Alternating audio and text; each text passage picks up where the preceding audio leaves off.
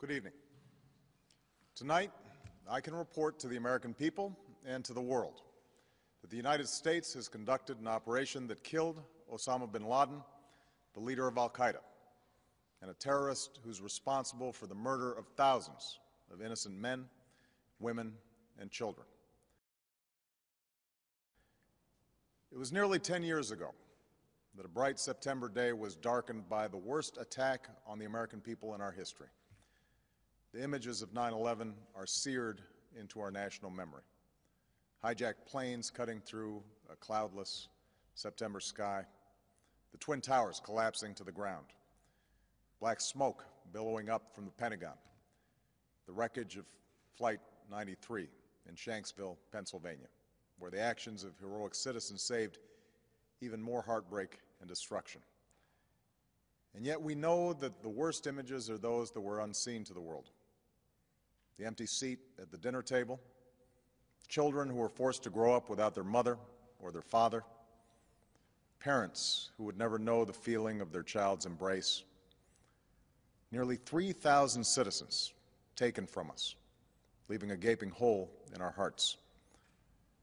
On September 11th, 2001, in our time of grief, the American people came together. We offered our neighbors a hand, and we offered the wounded our blood. We reaffirmed our ties to each other and our love of community and country. On that day, no matter where we came from, what God we prayed to, or what race or ethnicity we were united as one American family. We were also united in our resolve to protect our nation and to bring those who committed this vicious attack to justice. We quickly learned that the 9/11 attacks were carried out by al-Qaeda, an organization headed by Osama Bin Laden, which had openly declared war on the United States and was committed to killing innocents in our country and around the globe. And so we went to war against al-Qaeda to protect our citizens, our friends, and our allies.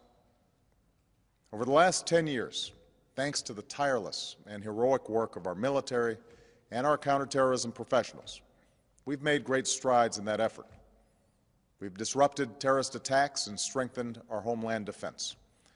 In Afghanistan, we removed the Taliban government, which had given bin Laden and al-Qaeda safe haven and support. And around the globe, we worked with our friends and allies to capture or kill scores of al-Qaeda terrorists, including several who were a part of the 9/11 plot. Yet Osama bin Laden avoided capture and escaped across the Afghan border into Pakistan. Meanwhile, al-Qaeda continued to operate from along that border and operate through its affiliates across the world. And so shortly after taking office, I directed Leon Panetta, the director of the CIA, to make the killing or capture of bin Laden the top priority of our war against al-Qaeda, even as we continued our broader efforts to disrupt, dismantle, and defeat his network.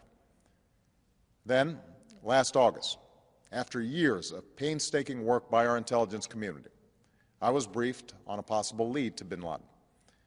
It was far from certain, and it took many months to run this thread to ground. I met repeatedly with my national security team as we developed more information about the possibility that we had located bin Laden hiding within a compound deep inside Pakistan. And finally, last week, I determined that we had enough intelligence to take action and authorized an operation to get Osama bin Laden and bring him to justice. Today, at my direction, the United States launched a targeted operation against that compound in Abbottabad, Pakistan. A small team of Americans carried out the operation with extraordinary courage and capability. No Americans were harmed. They took care to avoid civilian casualties. After a firefight, they killed Osama bin Laden and took custody of his body. For over 2 decades, bin Laden has been al-Qaeda's leader and symbol, and has continued to plot attacks against our country and our friends and allies. The death of bin Laden marks the most significant achievement to date in our nation's effort to defeat al-Qaeda. Yet his death does not mark the end of our effort. There is no doubt that al-Qaeda will continue to pursue attacks against us. We must and we will remain vigilant at home and abroad. As we do, we must also reaffirm that the United States is not and never will be at war with Islam. I've made clear, just as President Bush did shortly after 9/11, that our war is not against Islam. Bin Laden was not a Muslim leader. He was a mass murderer of Muslims. Indeed, al-Qaeda has slaughtered scores of Muslims in many countries, including our own. So his demise should be welcomed by all who believe in peace and human dignity. Over the years, I've repeatedly made clear that we would take action within Pakistan if we knew where bin Laden was. That is what we've done. But it's important to note that our counterterrorism cooperation with Pakistan helped lead us to bin Laden and the compound where he was hiding. Indeed, bin Laden had declared war against Pakistan as well and ordered attacks against the Pakistani people.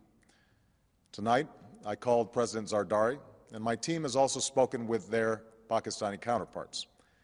They agree that this is a good and historic day for both of our nations.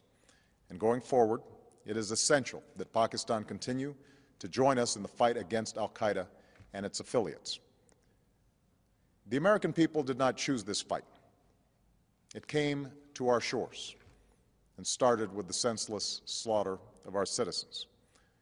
After nearly 10 years of service, struggle, and sacrifice, we know well the costs of war. These efforts weigh on me every time I, as Commander-in-Chief, have to sign a letter to a family that has lost a loved one, or look into the eyes of a service member who's been gravely wounded. So Americans understand the costs of war. Yet, as a country, we will never tolerate our security being threatened, nor stand idly by when our people have been killed. We will be relentless in defense of our citizens and our friends and allies. We will be true to the values that make us who we are. And on nights like this one, we can say to those families who have lost loved ones to al-Qaeda's terror, justice has been done. Tonight, we give thanks to the countless intelligence and counterterrorism professionals who've worked tirelessly to achieve this outcome. The American people do not see their work nor know their names, but tonight they feel the satisfaction of their work and the result of their pursuit of justice.